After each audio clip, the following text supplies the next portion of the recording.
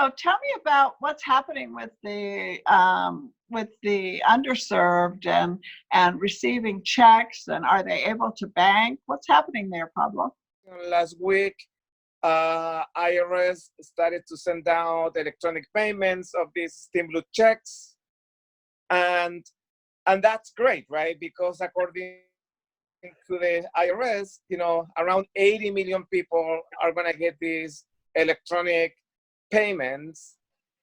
And then they said that starting, I think that the first week of May, they're going to start sending out paper checks, right?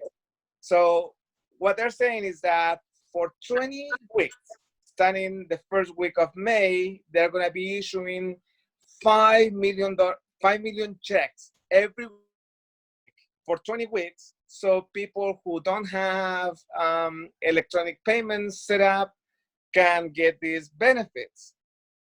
Now, the problem is that a lot of these people don't have bank accounts, right? So here you have a situation where the most vulnerable people in our communities are being left behind because they're going to have to wait until everyone else gets their electronic payments for the IRS to start doing these paper checks. And then if they're lucky enough to get those checks on time, they're going to have to turn around and look for a check cashing place where they can go and cash their checks.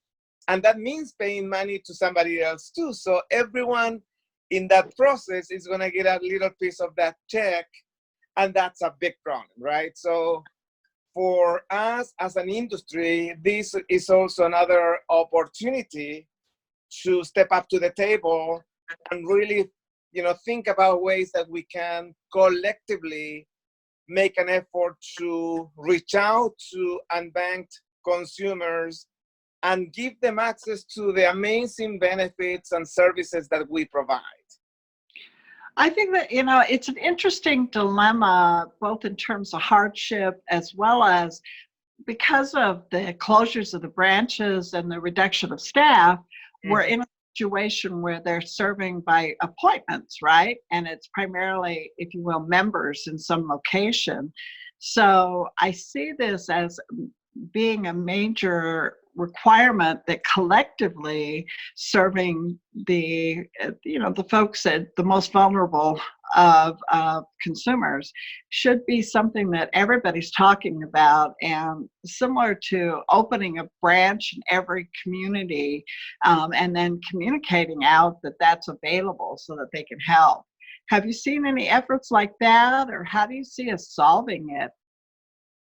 So let me, I believe that when there's a will, there's a way. Yeah. And I think that we as an industry has shown tremendous responsiveness to this crisis. You can see it in the way that, credit unions are providing,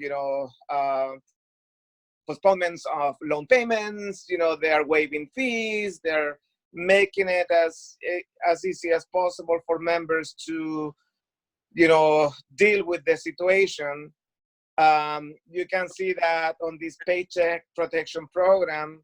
Yeah, I agree. That were never lenders. I mean, they never made loans to businesses. All of a sudden, they made the decision to do it because when you see your community in crisis, that's where we as an industry can really shine. I think that Jim Nassar was talking about credit unions as financial first responders. And that's something that we have seen historically. I was in New York City after 9/11, and credit unions were the ones that were right there, offering services, MCU, Municipal Credit Union, Lower East Side Peoples. We were there, making cash available to everyone in the city. In the United States as well as worldwide. I think you were involved in, Puerto Exactly. Rico. Yeah. And remember, Puerto Rico, the same thing, after Hurricane Maria, were the cooperativas, the financial co-ops that really came back and opened their operations, within 48 hours of the hurricane hitting them. So here you have, this is where, we as an industry can be so impactful, because we are in these communities, we live in these communities, we are these communities. So it's not an option for us to close our eyes, close our branches, and wait for something else to happen. If we're not, then who? And we see that ourselves. And I think that that's really something that inspires me about our industry, is that people don't wait. We know that this is our responsibility. And even if it's not, I mean, some of the claims that we have seen, small operations have, generated millions of dollars in paycheck protection loans. And it's like incredible, because you see that willingness to work, over time, work over weekends, to make these resources available to businesses that, if they close, they're not coming back. And if they don't come back, our communities are going to suffer.